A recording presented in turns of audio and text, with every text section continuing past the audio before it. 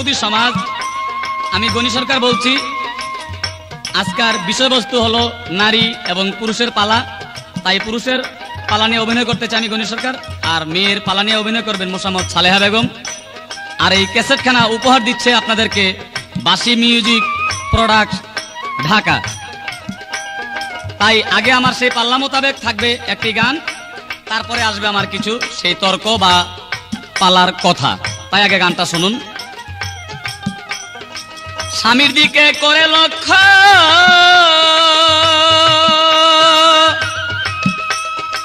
স্বামীর দিকে করে লক্ষ্য, স্বামীর হৃদয় মাঝে করে ঐক্য, স্বামীর বক্ষ মাঝে থাকো না চাপিয়া গো মায়া, স্বামীর ভজন শিক্ষা করো যাইয়া, আগে স্বামীর ভজন শিক্ষা করো যাইয়া ও গো মায়া, স্বামীর ভজন শিক্ষা করো যাইয়া।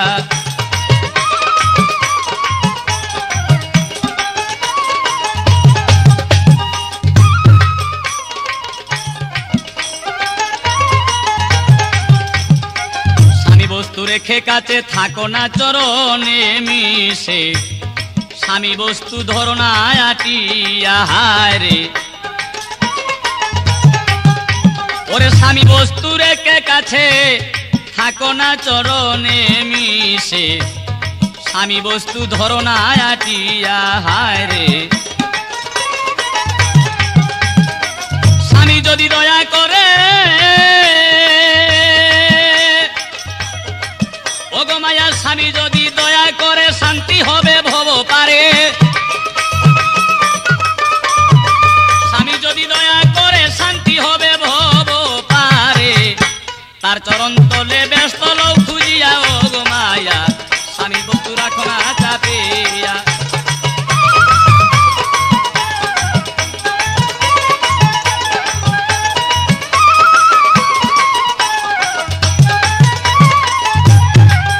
যেমন ছিল রহিমা বিবি,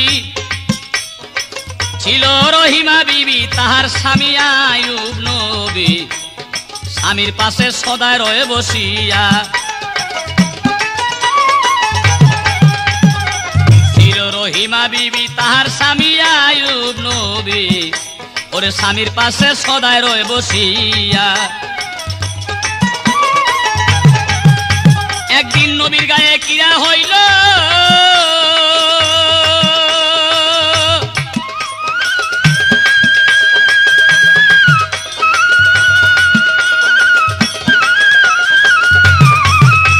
আয়ুব নবীর গায়ে কিরা হইল, রহিমায় তা কি করিল, নবীর গায়ে কিরা হইল, রহিমায় তা কি করিল, আরে জিব্বা দিজা ফালাইছে সাটিয়া ও গো মায়া, স্বামীর ভজন শিক্ষা করো যাইয়া।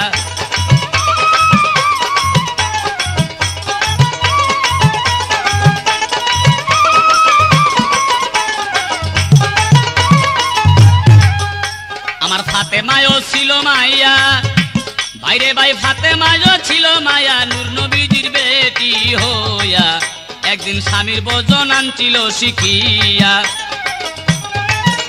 উপস্থিত সুধীমণ্ডলী, কবি বলেছেন ফাতেমাও ছিল মায়া, নূর নবীজির বেটি হইয়া, স্বামীর ভজন আনছিল শিখিয়া। তার অর্থাৎ একদিন মা ফাতেমা রাসূলুল্লাহর কাছে বলেছিল, হুজুর হাসরের দিন আমি যে জগৎ মা ফাতেমা, আমার আগেও নাকি বেহেশতে যাবে এমন একটি মেয়ের নাম শুনতেছি, তার বাড়ি কোথায়, থাকে কোথায়? রাসূল বলছিল সে হলো এক কাঠিয়ার স্ত্রী, জঙ্গলে থাকে, তবে তুমি যদি তাকে দেখতে চাও সেই জঙ্গলে চলে যাও। সাথে সাথে মা ফাতেমা সেই জঙ্গলে কাঠিয়ার পরিবারকে দেখার জন্য গেলেন, কিন্তু মা ফাতেমাকে দেখে কাঠিয়ার বউ কোনো কথা বললেন না। ফাতেমা খুব রাগ হইয়া মনে দুঃখ নিয়ে আসলেন, আয়েশা রাসূলকে বললেন, হুজুর আপনার কথা মতে আমি সেই জঙ্গলে গিয়েছিলাম কাঠিয়ার স্ত্রীকে দেখার জন্য, কিন্তু সে আমার সাথে কোনো কথাই বললো না। রাসূল বলছে, মা তুমি রাগ হইও না, আবার আগামীকাল যাইও, নিশ্চয়ই সে তোমার সাথে সাক্ষাৎ করবে। এদিক দিয়া কাঠুরিয়া সারাদিন কাঠ কাইটা বাড়িতে আসছে। কাটুনি বলছে, স্বামী ফাতেমা আসছিল আমার বাড়িতে, আমি আপনার হুকুম ছাড়া তার সাথে সাক্ষাৎ করি নাই। কাটুনি বলছেন, বিবি তুমি এটা ভুল করছো, যে নাকি জগতের মা এই হতভাগার বাড়িতে বেড়াইতে আসছেন তোমাকে দেখার জন্য, তুমি দেখা করো নাই, এটা ভুল করেছো। আগামীকাল যদি মা ফাতেমা আসে তুমি তার সাথে দেখা করো। পরের দিন মা ফাতেমায় কি করিল, সেই জঙ্গলাতে চইলা গেল। কাঠুইরার পরিবার তারে দেখতে পাইল চাইয়া। কাঠুরিয়ার স্ত্রী লক্ষ্য করে চায় যে ফাতেমার সাথে একটা ভিন্ন পুরুষ দেখা যায়, সে ছিল ইমাম হাসান। ওই হাসানকে দেখা আর দেখা করলেন না, আবার ফিরে আসলেন রাসূলের কাছে। রাসূল বলছে, মা তুমি রাগ হইও না, আগামীকাল গেলে আবার তোমার সাথে দেখা করবে। কাঠুরিয়া পরের দিন কাঠ কাইটা বাড়িতে আসলেন। কাঠুনি বললো, আজকেও দেখা করি নাই, কারণ তার সাথে একজন ভিন্ন পুরুষ ছিল। কাঠুরিয়া রাগ হইয়া বলল, বিবি আরে ভিন্ন পুরুষ একজন কেন, 10 জনও যদি থাকে তবু তুমি ফাতেমার খেদমত করতে চেষ্টা করবা। পরের দিন মা ফাতেমা কাঠুরিয়ার বাড়িতে একাই গেলেন। কাঠুনি দেইকা তাকে যত্ন করে ঘরে নিয়ে বসতে দিলেন। ফাতেমা লক্ষ্য করে চায়, সেই ঘরের ভিতরে 3টা জিনিস দেখলেন। কি দেখলেন? দেখলো একটা ভান্ডির ভিতরে গরম পানি, আরেকটার ভিতরে ঠান্ডা পানি, আর কাঠুরিয়ার পরিবারের হাতে একটা রশি আর একটা ছড়ি। ফাতেমা জিজ্ঞাসা করলে, কাঠুন্নি এই সমস্ত রাখছো কেন? কাঠুন্নি বলছে, মা আমার স্বামী গরিব মানুষ, সারাদিন কাঠ কেটে যখন বাড়িতে আসে প্রথম তাকে এই গরম পানিতে গোসল করে, পরে এই ঠান্ডা পানি দিয়া তার শরীর মুইসা দিয়া এই ছড়িটা আর রশিটা তার হাতে দেই। রশি দিয়ে আমার হাতে পায়ে বাইন্দা যদি আমার কোনো অপরাধ দেখে তাইলে এই ছড়ি দিয়ে আমার গায়ে আঘাত করে। কোনো অন্যায় করে থাকলে স্বামীর দরবারে সেটা ডেলির অন্যায়টা ডেলি মাফ হয়ে যায়। এই কথা ফাতেমা যখন শুনলেন, ফাতেমায় কয়, আল্লাহ ঠিকই, আমার আগে সে হাসরের দিন কাঠুন্নি বেহেশতে যাইতে পারে, কারণ সে যেইভাবে স্বামীর খেদমত করে আমি তো এইভাবে হযরত আলীকে একদিনও খেদমত করি নাই। সে কাজী সালেহা বেগম, তুমি একটু চিন্তা করে দেখো যে স্বামী কি বস্তু। এখনো সময় আছে, স্বামীকে যদি খুশি না করো তোমার আউয়াল আখের জাহের বাতন সব বাতিল হয়ে যাবে। কাজী এখনো স্বামীকে খেদমত করতে চেষ্টা করো, স্বামী যে কি বস্তু বুঝতে চেষ্টা করো। আমার এ পর্যন্ত কথা সারা, ওরে এ পর্যন্ত কথা সারা তোমার কাছে দেই সারা। মায়া এ পর্যন্ত কথা সারা তোমার কাছে দেই সারা। আস্তে ধীরে যাইতেছি বলিয়া ও গো মায়া, স্বামীর বদন শিক্ষা করো যাইয়া।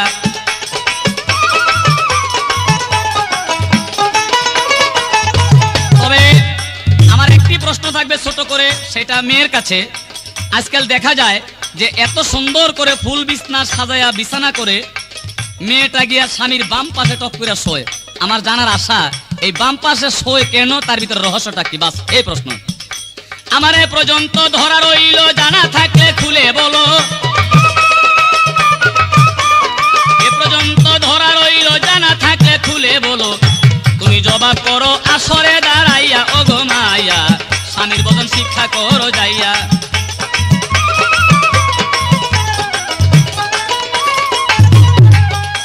ওরে স্বামী বস্তু রেখে কাছে, স্বামী বস্তু রেখে কাছে থাকো না চরণে মিশে। স্বামী বস্তু রেখে কাছে থাকো না চরণে মিশে।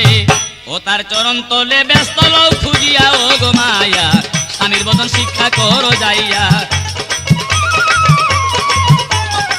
স্বামীর বদন শিক্ষা করো যাইয়া, স্বামীর বদন শিক্ষা করো যাইয়া ও গো মায়া, স্বামীর বদন শিক্ষা করো যাইয়া, স্বামীর বদন শিক্ষা করো যাইয়া।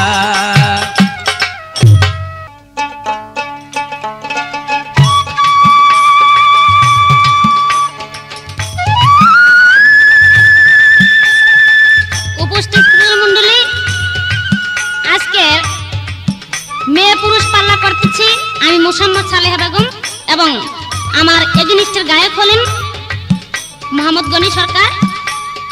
তবে উনি একটি গান গেয়েছেন, স্বামীর ভজন শিক্ষা করো যাইয়া ও গো মাইয়া, স্বামীর ভজন শিক্ষা করো যাইয়া। এই গানটার ভিতরে কতটি কথা বলছে, কতগুলি কথা বলছে, সেই কথার সমাধা দেব পরে। আগে একটি গান শুনেন, একটি গান গেয়ে নিন।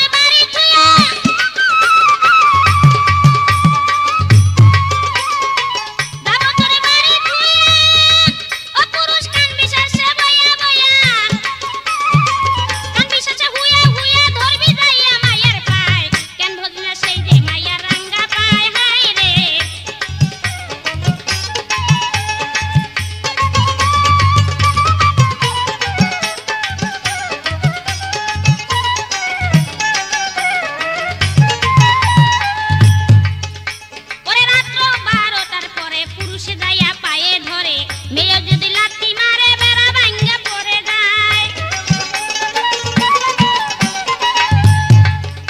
পরে রাত্র 12টার পরে পুরুষে যাইয়া পায়ে ধরে মেয়ে যদি লাথি মারে বেড়া ভাঙ্গা পড়ে যায় পরে যেইভাবে বলে কথা শুনে আমার ঘুরে মাথা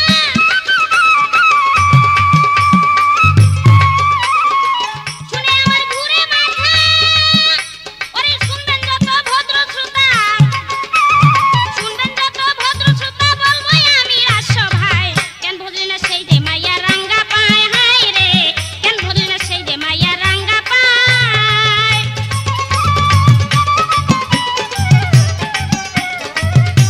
একটি গান গেয়েছেন স্বামীর দিকে করে লক্ষ্য স্বামীর হৃদয় মাঝে করে ঐক্য স্বামীর বক্ষ মাঝে থাকো না চাপিয়া ও গোমাইয়া স্বামীর ভজন শিক্ষা করো যাইয়া অর্থাৎ আমাকে উনি উপদেশ দিতেছে আমি স্বামীর ভজন করতাম আমি স্বামীর খেদমত করতাম স্বামীর খেদমত করব যদি স্বামীর মতো স্বামী হয় আর যদি স্বামীর মতো স্বামী না হয় যদি আসামি হয় তাহলে তাকে খেদমত করব না সত্য কিন্তু ডাইরেক্ট জায়গা মতো পাঠিয়ে দিব কারণ স্বামীর মতো স্বামী হইলে খেদমত করা উচিত যেমন আপনার মুখে আপনি বলেছেন যে রহিমা বিবি রহিমা আইয়ুব নবীর খেদমত করেছে এবং কাঠুরের স্ত্রী ছিলেন সেই কাঠুরের স্ত্রী কাঠুরের খেদমত করেছে কাঠুরের স্ত্রীর থেকে মা ফাতেমা শিক্ষা করে খেদমত শিক্ষা করে নিয়ে হযরত আলীর খেদমত করেছে কিন্তু এইখানে তো আপনার কোনো গুণ ক্ষমতা নাই কাঠুরের স্ত্রীর থেকে মা ফাতেমায় সে মেয়ে হইয়া অন্য মেয়ের থেকে খেদমত শিক্ষা করে না উনি খেদমত করেছে হযরত আলী এবং হযরত আলী তাকে দোয়া করেছে যে অজ্ঞানকে যে গুণ দিয়েছে অজ্ঞানকে যে জ্ঞান দান করেছে ফাতেমার আগো তুমি তাকে বেহেশতে নিও এখানে তো আপনার কোনো গুণ ক্ষমতা নাই কিন্তু আমার কথা থাকবে যে আমি খেদমত করব খেদমত করার ফলে আমার স্বামী আমাকে দোয়া দিবে সেই দোয়া আমি চাই না কারণ আজকে যে আমি গান গাইতেছি গান গাওয়ার পরে কমিটির লোকে দিবে আমাকে কিছু পয়সা অর্থাৎ গানের বিনিময় আর যদি আজকে শোয়া রাইখা যদি আমাকে সকালবেলা কিছু পয়সা দিত তাহলে কি হইতো এটা কমিটির লোকের দয়া তাই আমি মনে করি যে হযরত আলী তাকে দোয়া করেছে দোয়ার ফলে সে খেদমত দোয়ার ফলে সে বেহেশতে গিয়েছে সেই বেহেশত আমি চাই না আমি কোন বেহেশত চাই যে স্বামীর মতো স্বামী হইয়া অর্থাৎ ইচ্ছাকৃত খেদমত না করলো যে স্বামী নাকি স্ত্রীকে দোয়া দেয় সেই খেদমত সেই দোয়া আমি চাই এই দোয়া চাই না আমি বিনিময়ে কিছু চাই না কারণ খাটনি করে পয়সা রুজি করেছি সেটা আমার খাটনি আমার শরীরের জোর দিয়ে আমি খাটনি করেছি যার ফলে আমাকে কিছু পয়সা দিয়েছে এটা আপনার কোনো ক্ষমতা নাই উনি আমাকে কি করলেন প্রশ্ন করলেন কি প্রশ্ন কয় তোমরা মেয়ে হইয়া পুরুষের বাম পাশে শুও কেন বাম পাশে যে শুয়ে এটা তোমার বাবার কাম করি কেন একটা মেয়ে হইয়া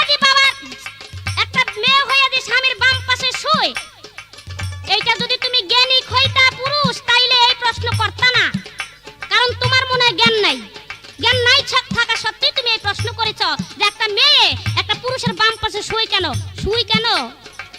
এটা কোনো হাদিসেরও কথা না মাথা নষ্ট হয়েছে এটা ওই আগের আমলের মুরব্বিয়ানরা বলেছে যে কোন স্ত্রী যদি স্বামীর ডান পাশে না শুয়ে যদি বাম পাশে শুয় তাইলে নাকি স্বামীর আয়ু বাড়ে অর্থাৎ দেখা যায় যে আপনার বয়স হলো 60 বছর আপনি পৃথিবীতে বেঁচে থাকবেন 60 বছর কিন্তু আমি যদি ডান পাশে না শুয়ে যদি আপনার বাম পাশে শুই তাইলে সেইখানে আপনি 20 বছর বেশি পাইতেছেন তাইলে এখন আপনি চিন্তা করেন যে আপনাকে কোন কাজ করে আপনাকে ভালো উপকার করি যদি নাই করতাম তাইলে আপনার কোনো খবর থাকতো না 40 বছরই মানিক সেন বেট কিষান হয়ে থাকতেন এটা নারীর গৌরব যেইভাবে বলে কথা ভুলি নাই আমার মনে পড়ে ভাই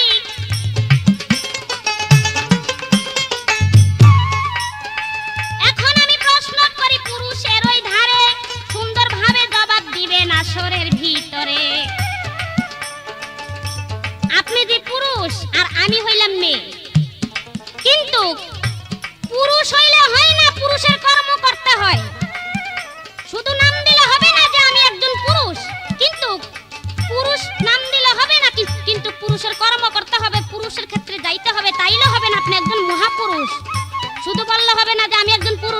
পুরুষ। কিন্তু আমার এইখানে প্রশ্ন থাকবে আপনার কাছে। প্রশ্ন কি প্রশ্ন? এমন একজন পুরুষ ছিলেন, সেই পুরুষের মাথা ছিল 10টা। যেই কথা কোনোদিন শুনেন নাই সেই কথা আজকে সালেহা বেগমের মুখে শুনবেন।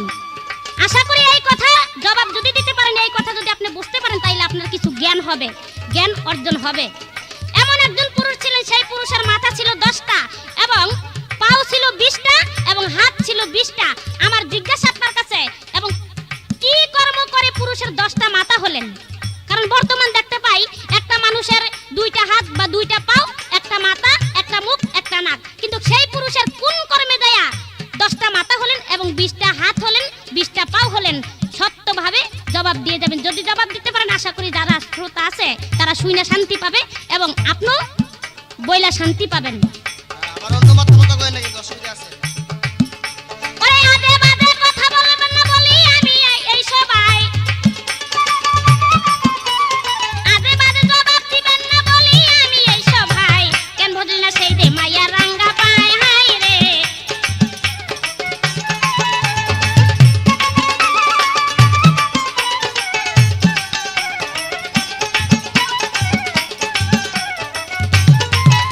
ওরে সারা সংসার খাইয়া মায়াই তোমার দিকে চেয়ে রয়,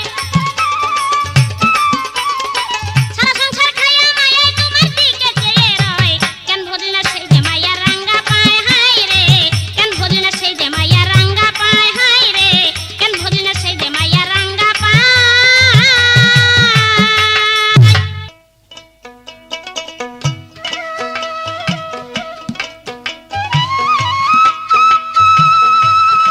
উপস্থিত সুধী সমাজ, আজকের এই মেয়ে পুরুষ পাল্লার ভিতরে আমার যা বক্তব্য ছিল এবং প্রশ্ন ছিল, সালেহা বেগম তার সুন্দর জবাব করে গিয়েছেন।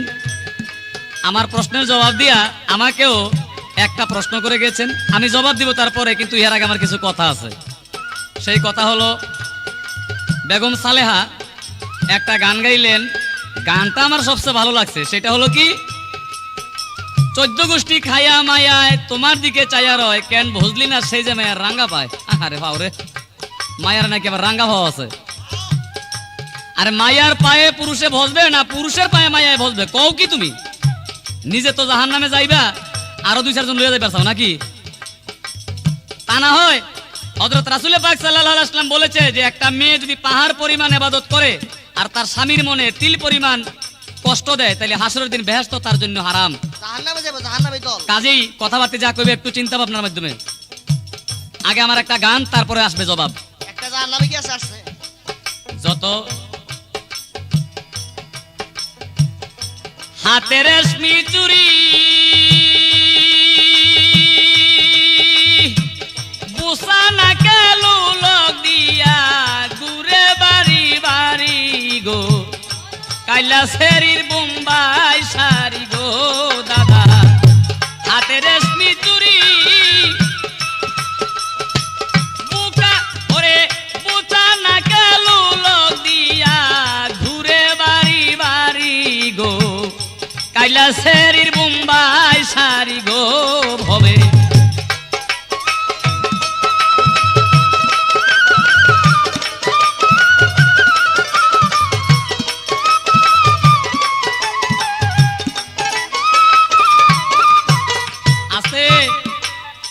ব্যাপার হলো কি ভাই, সালেহা বেগম যে গানটা করেছেন, এই গানটার ভিতরে কিছু কথা বলেছে। কাজী পাল্লা গানের নিয়ম হলো, গানের মধ্যে সেই কথার কাটাকাটি করতে হবে, তা না হলে মজা নাই।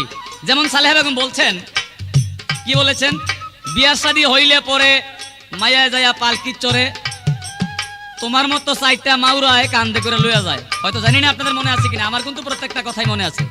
আমার মতো 4টা মাউরা নাকি বিয়া হইলে মায়া গো কান্দে করে নেয়। কান্দে করে নেয় কথা ঠিকই, কিন্তু নিয়া যে কি করে কমুনি কইলে তোমার ইজ্জত বাড়তো না।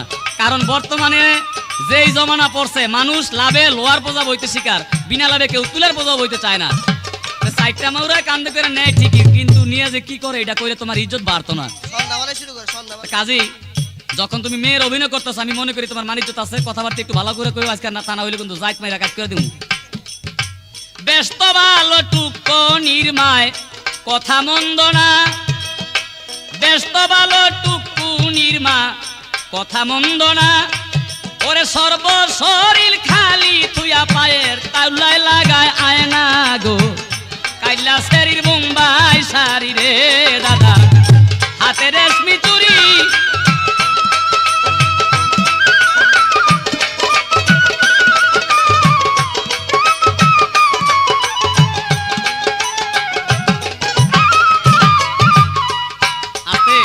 আমি ভাবতেও পারি নাই যে সালেহা বেগম এই ধরনের ভাষা স্টেজে ব্যবহার করবে। সেটা হলো কোনটা? সম্মান বলতে নাই। একটা কথা বলছে, আপনাদের মনে আছে কিনা যে রাত্র 12টার পরে পুরুষে যায়া পায়ে ধরে, মায়া যদি লাত্তি মারে বেড়া ভাঙ্গা নাকি পইরা যায়। আরে বেড়া ভাঙ্গা পইরা যায়, এটা তো টিনের ঘরের আর মুলির ঘরের বেড়া হইলে, নাইলে মায়া লাত্তি দিলে বেড়া ভাঙ্গা পইরা যায়। আর যদি বিল্ডিং হয়, বিল্ডিং হইলে কেমন বোকার বাটা তখন সুবিধা হয় আরো। কাজেই কথাবার্তা যা করবে একটু চিন্তা ভাবনা করবা। আবার কয় আরো একটা আছে কথা, পুরুষের সিলাই মায়ার জোতা। কেবল জোতা সিলাই পুরুষে এইটাই দেখলা, আরো যে কত কিছু সিলাই করে এটা দেখলা না? ওই যে ট্রয়াল রুমে নিয়া কত কিছু সিলাই, এটা কইলে নাকি? আসল বস্তুটা ডাক চলে যাক বেশি বলে কোনো কায়দা নাই, আস্তে ধীরে বলবো কথা, সারা সারি নাই। আবার নৌকার কথা কি জানি কইলো। আবার কয় বিয়া শাদী হইলে পরে মায়া যায় পালকি চড়ে, আমার মতো সাইডা মাউরায় কান্দে করে লইয়া যায়। মায়ায় কয় তোর কপালে থুতু দিয়া জামুগা তোর বাড়ি থুইয়া, কাজ বিশেষে হুইয়া হুইয়া কুল না পাইয়া ধরবি যায় মায়ার পায়। আর ঠাই না পাইলে নাকি বইটা পায়। তো বইটা বামু না কি পাইব? বইটা বামু, লোকগি বামু, এটাই তো আমাকে কাম আছে। লোকগি বামু কি?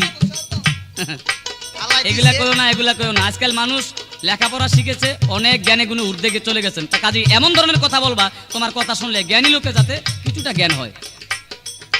যাক চলে যাক যেই ভাবেতে করিল জিজ্ঞাস, আমি আস্তে ধীরে সবার মাঝে করিব প্রকাশ গো, কাইলা শরীর মুম্বাই সারি গো দাদা।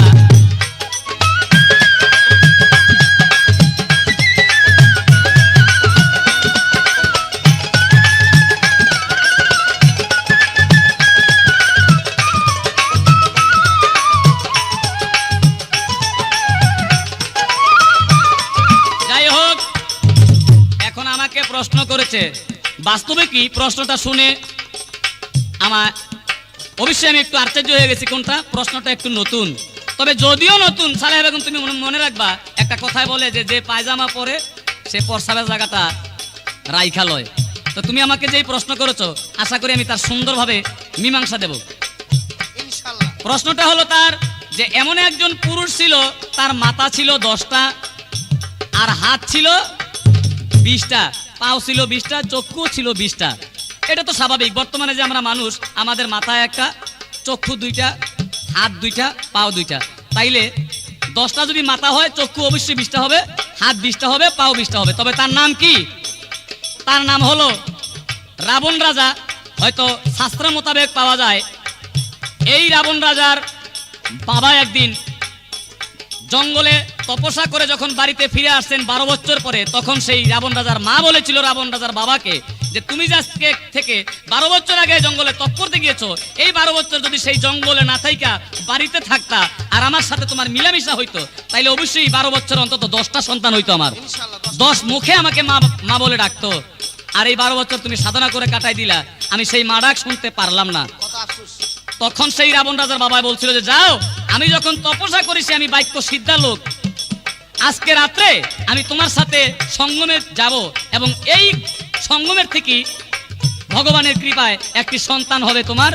ওই সন্তান হবে 10 মাথা, 10টা মাথা হবে এবং 10টা মুখ হবে। সেই 10 মুখে তুমি মা ডাক শুনতে পাইবা। আসল কথাটা হলো এই। আরে এই তো তোমার কথা ছিল, আমি জবাব গেলাম দিয়া। আরে এই তো তোমার কথা ছিল, জবাব গেলাম দিয়া। এইবার তোমার কাছে আসরেতে যাইতে চাই জিগাইয়া গো, কাইলা শরীর মুম্বাই সারি গো দাদা, হাতে রেশমি চুরি।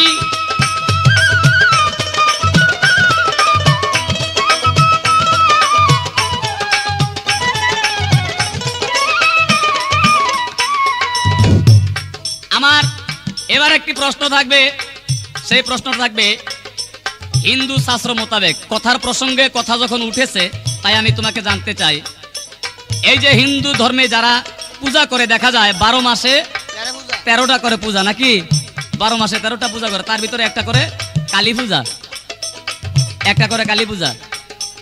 এই কালী পূজায় পাঠা বলি দেয়, হয়তো অনেকেই জানেন। আমি জানতে চাই যে কালী পূজায় পাঠাটা কেন বলি দেওয়া হয়? যদি জানা থাকে সত্য জবাব দিবা, তোমার ধর্মের দোহাই মিথ্যা কথা বলবা না। আশা করি তুমি সত্য জবাব দিবে। আমি জানি সালেহা বেগম খুব ভদ্র গায়িকা, যা জিজ্ঞাসা করি নিজে যদি একটু ঠগ হয় তবু সে সত্য জবাব দেয়। সত্য জবাবটা দিবে, তাইলেই ধরা পড়বে মেয়ের যাত্রা এবং মেয়ে যে কোন জাতের, তাদের কাছে যে ছোট বড় ভেদ বিচার নাই। আরে এই পর্যন্ত কথা সারা, বেশি আর বলবো না। আরে আস্তে ধীরে সবার মাঝে করিবা বর্ণনা গো, কাইলা শরীর মুম্বাই সারি গো দাদা।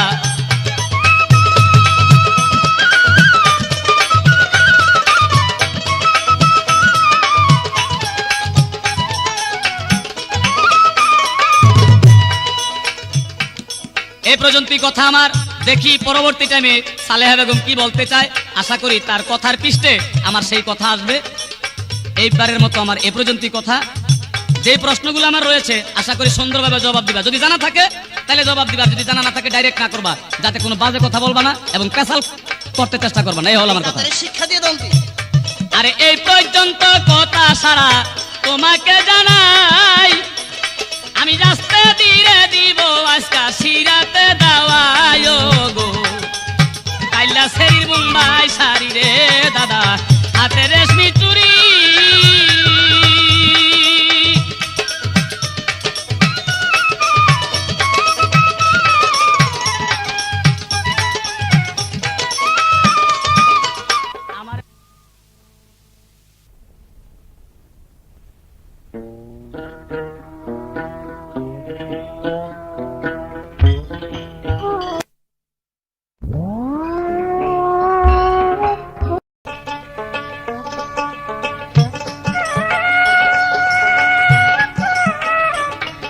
যাই হোক হুজুরান, উনি একটি গান গেয়েছেন, এমন এক গান গেয়েছেন যাহা নাকি অবর্তমান, মানে অনুমান। কাল্লা শাড়ির বোম্বাই শাড়িরে হাতে রেশমি চুরি, বোসা নাকে নলক দিয়ে ঘুরে বাড়ি বাড়ি। কাল্লা শাড়ির বোম্বাই শাড়ি, হাতে রেশমি চুরি, বোসা নাকে নলক দিয়ে ঘুরে বাড়ি বাড়ি। আমি নাকি বোসা? ব্যাট কলে কইল কি? আরে ব্যাট কল এমন কথা বলিনি।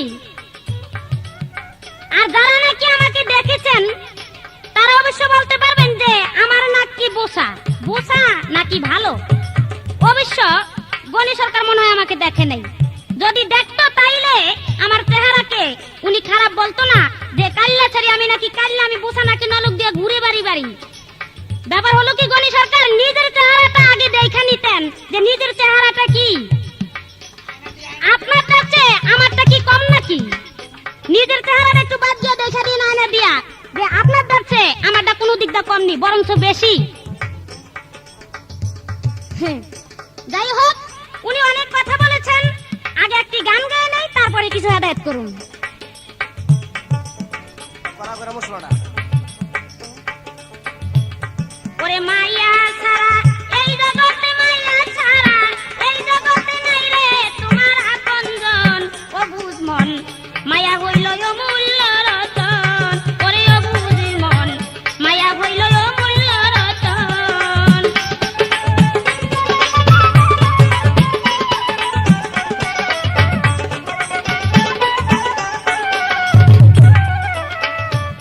ওরে মাইয়া হলো ধনেরই রাজা,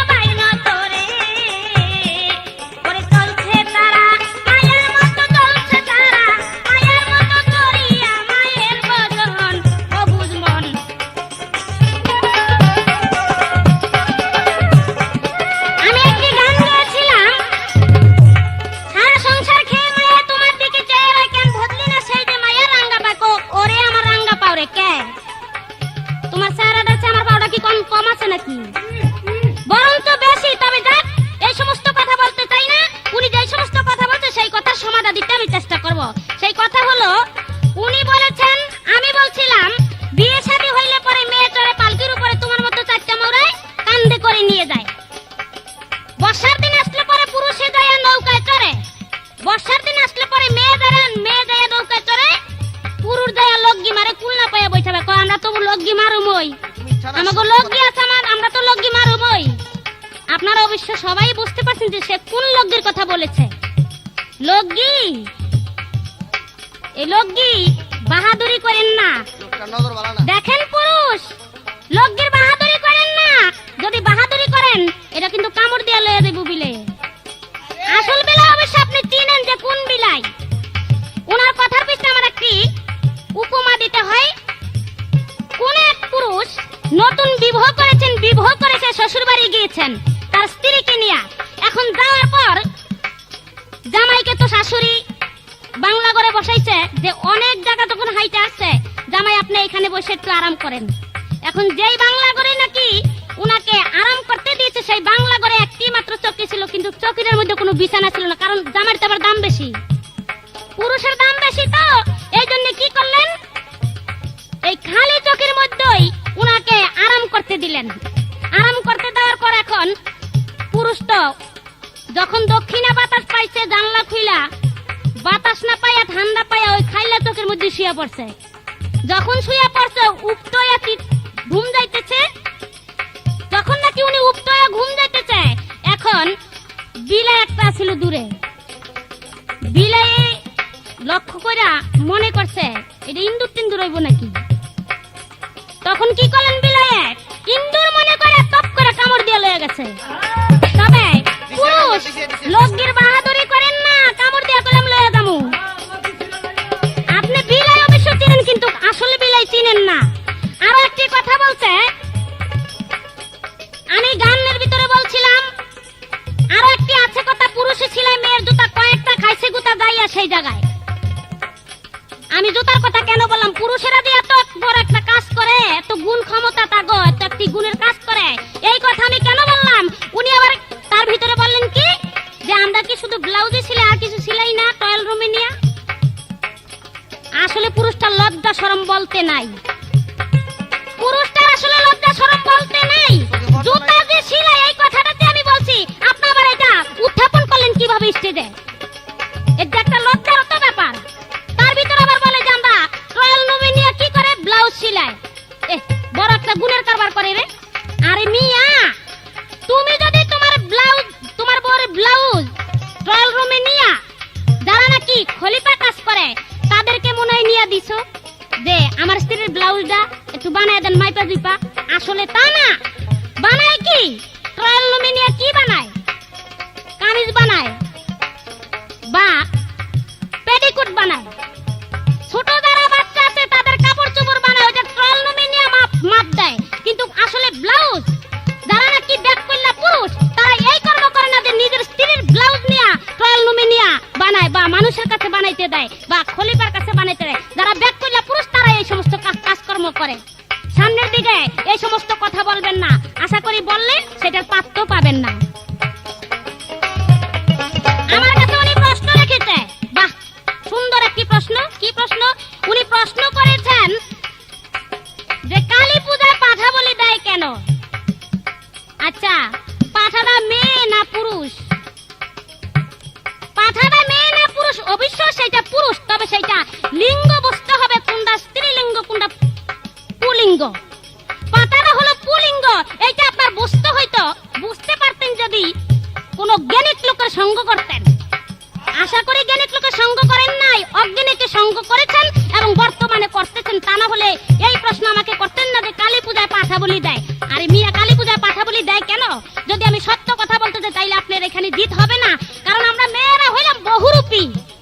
আমরা মেয়েরা হইলাম বহুরূপী। এখন আমি মেয়ের রূপ ধরেছি, মেয়ের স্বরূপ ধরেছি, হঠাৎ করে আমি একটি পুরুষের রূপ ধরতে পারি। এইখানে আপনি বুঝতে পারবেন না যে সালে বেগম আমার পুরুষ হইল কিভাবে, বুঝতে পারবেন না। তাই কালী একদিন একটি, যেমন পুরুষের মধ্যে হলো পাঠা এবং স্ত্রীলিঙ্গ হলো একটি ছাগি অর্থাৎ ছাগল, ছাগলের একটি রূপ ধরেছিলেন।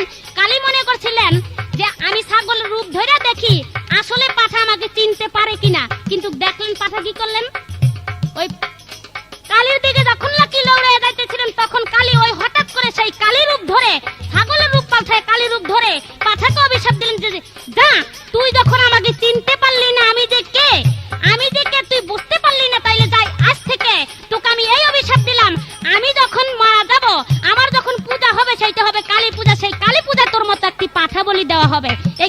জিদ হইল নাকি লাভ হইল?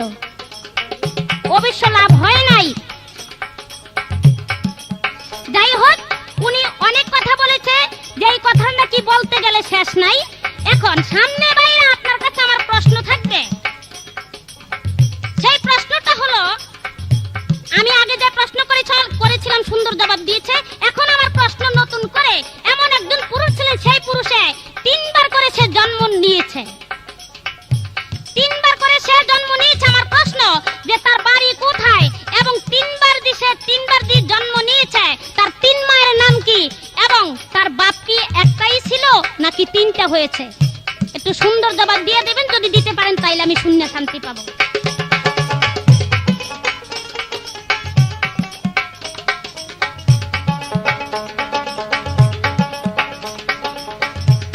ওরে মায়া, ওরে মায়া, মায়া ছাড়া এই জগতে, মায়া ছাড়া এই জগতে নাই রে তোমার আপনজন। ও বুঝমন, মায়া হইল অমূল্য রতন।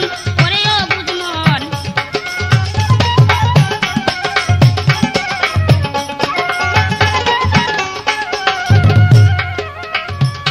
ওরে জগৎ মাতা হাতে মারে, ওরে মানা ছিল পরোয়ারে রে। ওরে জগৎ মাতা হাতে মারে, ওরে মানা ছিল পরোয়ারে রে। ওরে সালে হাই, ওরে সালে হাই কয় এই সংসারে, সালে হাই কয় এই সংসারে, ধরো মায়ার চরণ। ও বুঝমন, মায়া হইল অমূল্য রতন।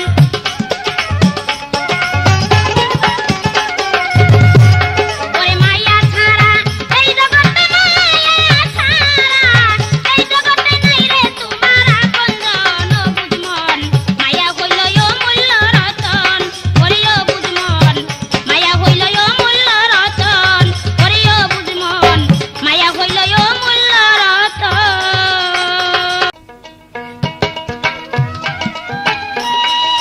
যাই হোক সুধীমণ্ডলী, মেয়ে পুরুষ পালা অবশ্য আপনারা অনেক শুনেছেন, আমরাও অনেক গেয়ে থাকি। কিন্তু আজকাল এই ধরনের কথা সালেহা বেগম আরম্ভ করছে, আমি তার মুখে এই ধরনের কথা শুনি নাই। কারণ তার সব কথাই আমার কাছে ভালো লাগছে, কিন্তু একটা কথা জানি একটু কেমন কেমন লাগলো আর সেটা হলো কোনটা, ওই যে একটা উপমা দিল, সুন্দর একটা উপমা দিছে। আসলে মুখে একটু লজ্জা থাকা উচিত ছিল। কোন পুরুষ নাকি শ্বশুর বাড়ি গিয়া খাইলা চকির ভিতরে শুইছে, নিচে যা নাকি কি বাড়ি হয়েছে, বিলাই নাকি দূরের থেকে দেখলো যে হ্যাঁ মনে করছে ইন্দুর, কামড়টা মাথা লয়ে গেছে গা। এখন আমার সালেহা বেগম কয় বেশি সুদূর বুদুর করলে নাকি কামড়টা মাথা নিব। মাথা যদি তোমার ভালো লাগে তো নিবা, নিয়ে করবাটা কি? এটা করবাটা কি? এটা দেখো, এটা কি নিয়ে কোনো জায়গায় লাগাইবা না খাইবা? কি করবা? ব্যাপারটা কি? ব্যাক কিল্লা কথা, ওটা আবার আমার ব্যাক কল। এই ব্যাক কলের অর্থ জানো নি? ব্যাক কল মানে যার আছে কল, হ্যারি বলে ব্যাক কল, মানে যার আছে সবকিছু ধরে রাখার ক্যাপাসিটি বা কল যার ভিতরে আছে তাকে বলা হয় ব্যাক কল। মানে ব্যাক কল, সবকিছু করার ক্ষমতা এবং করার ক্ষমতা আমার আছে, এই জন্য আমি ব্যাক কল। যাই হোক, কথার পৃষ্ঠে কথা আসে, ভোজনে পেট ভরে। আমি একটা গান গাই আগে, তারপরে তাকে এবার কিছু বলার আছে আমার।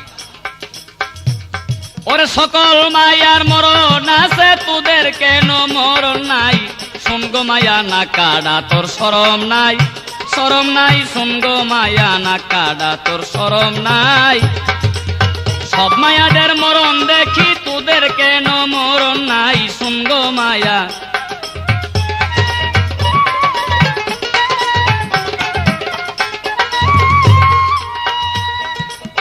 মায়া লোকের মতি খারাপ, চৌখের মাঝে টেলিগ্রাফ। মায়া লোকের মতি খারাপ, চৌখের মাঝে টেলিগ্রাফ। হাসানকে খাওয়াইছে শরাব, দুষ্ট মায়ায় দেখতে পাই। ময়মনা কুটুলি বুড়ি জানত বড় জাদুগিরি। ময়মনা কুটুনি বুড়ি জানত বড় জাদুগিরি। খাইল শেষে ঝাঁটার বাড়ি, আউয়া লাখের কিছু নাই। খাইল শেষে ঝাটার বাড়ি আউয়া লাখের কিছু নাই শোন গো মায়া না কাড়া তোর শরম নাই শরম নাই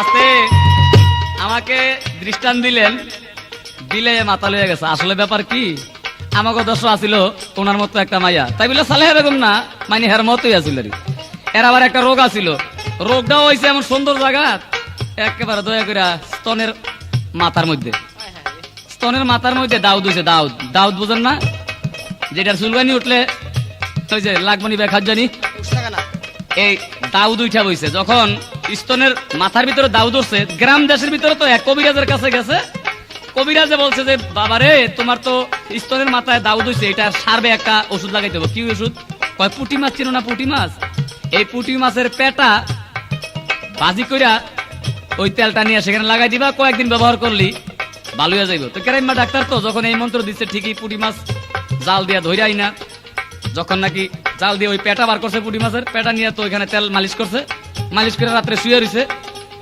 যখন রাত্রে শুয়ে রইছে এই পুঁটি মাছের পেটার গ্রাম যখন নাকি শুনছে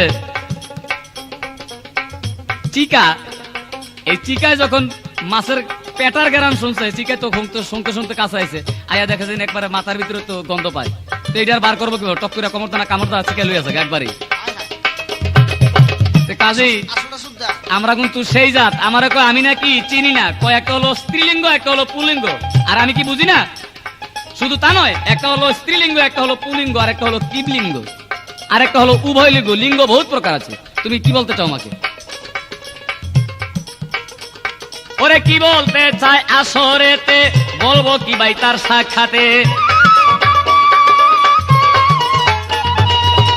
আস্তে দিয়ে বলবো আমি আসরেতে বলবো ভাই আমায় যাই ভাবেতে বলে কথা শুনে আমার ধরছে মাথা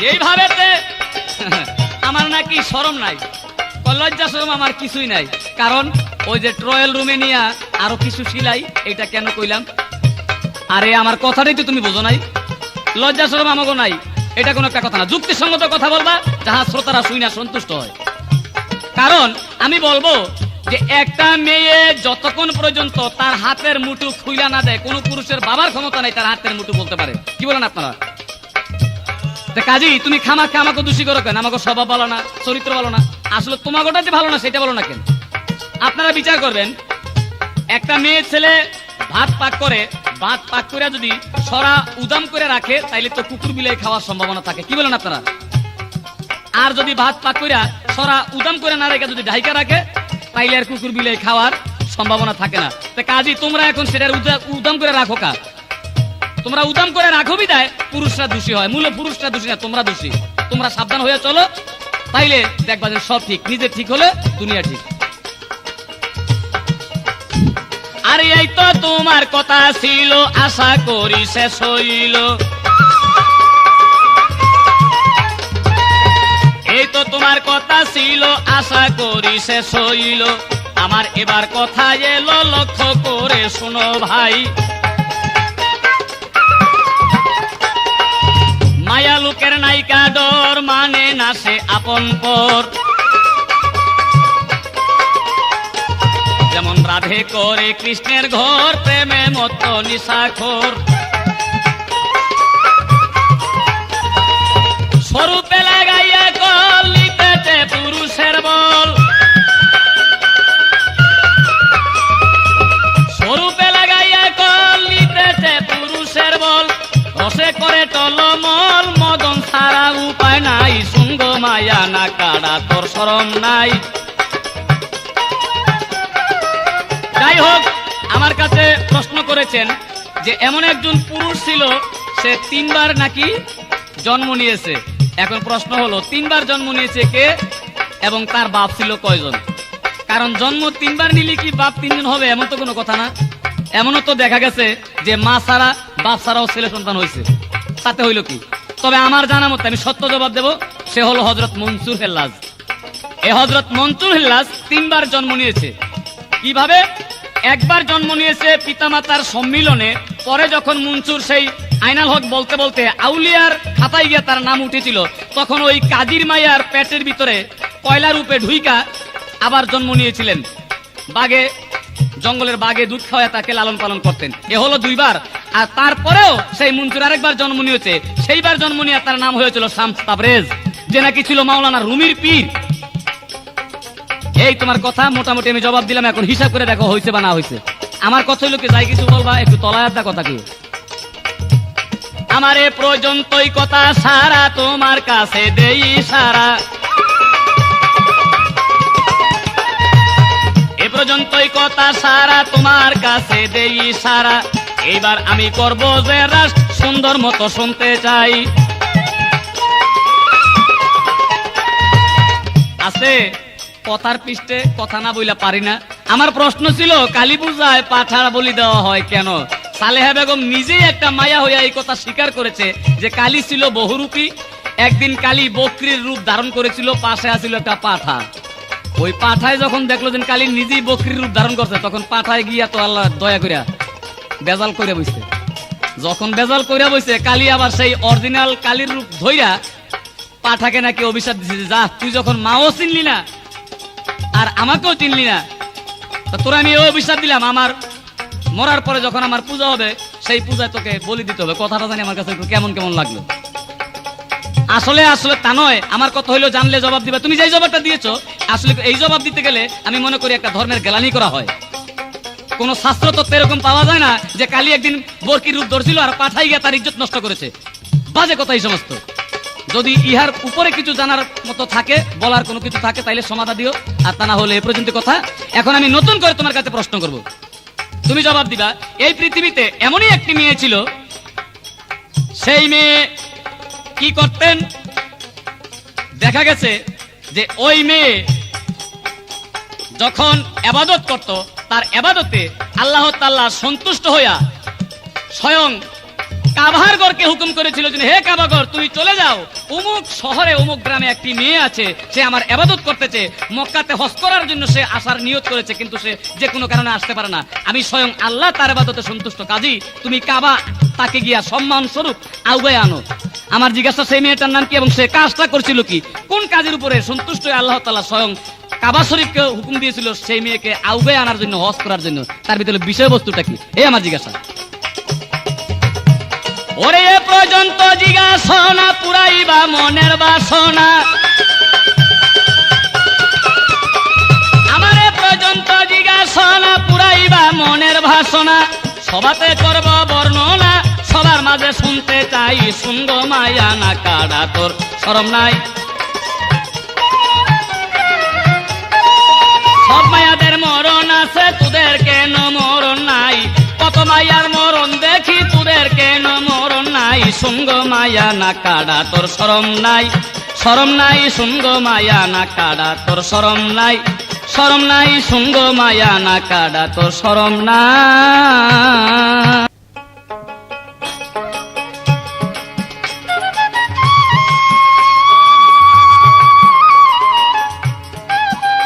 যাই হোক হুজুরান, উনি আমার গানের পর আরো একটি গান গেয়েছেন।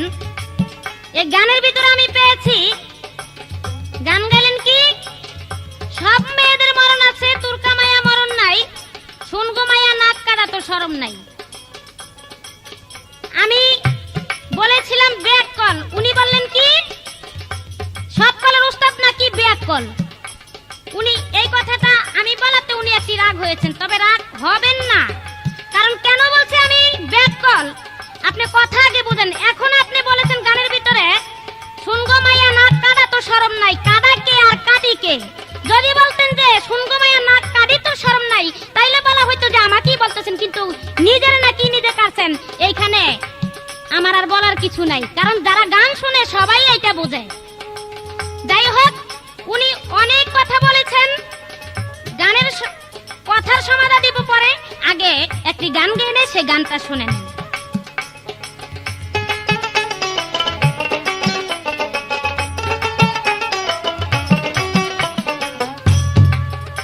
ওরে একটুখানি হাসি দিলে, একটুখানি হাসি দিলে থাকবি পুরুষ ভেটকি দিয়া। এখনো সময় আছে, চলো পুরুষ সোজা হয়ে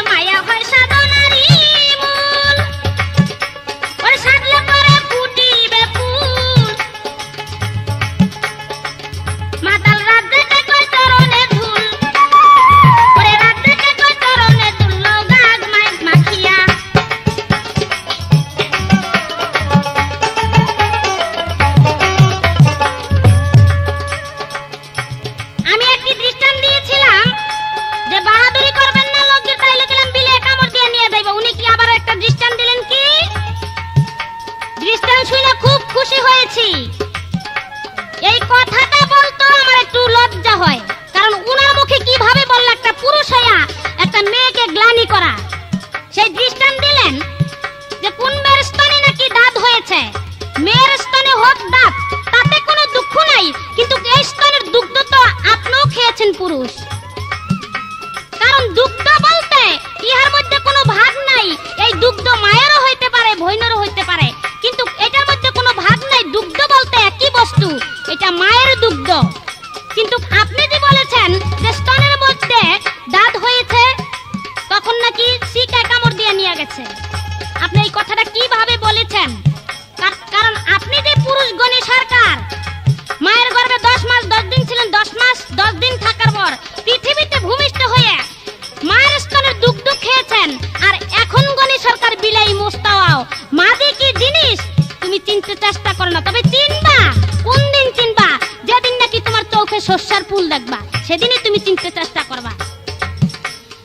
আমি প্রশ্ন করেছিলাম, এমন একজন পুরুষ ছিল, সেই পুরুষে 3 বার জন্ম হয়েছে। উনি জবাব দিয়েছেন ভালো, শুনে খুব খুশি হয়েছি। এক ধ্যানদায় বাজার থেকে গরু নিয়ে রওনা করেছেন, বাড়িতে যাবেন। এখন রাস্তার মধ্যে আরেক ধ্যানদার সাথে দেখা। ওই ধ্যানদা জিজ্ঞেস করতেছে গরুওয়ালারে, ওই ছেলের মধ্যে তোর গরু কত?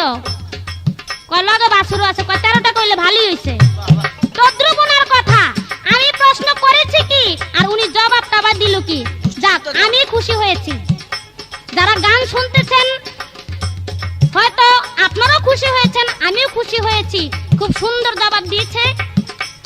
আমাকে প্রশ্ন করে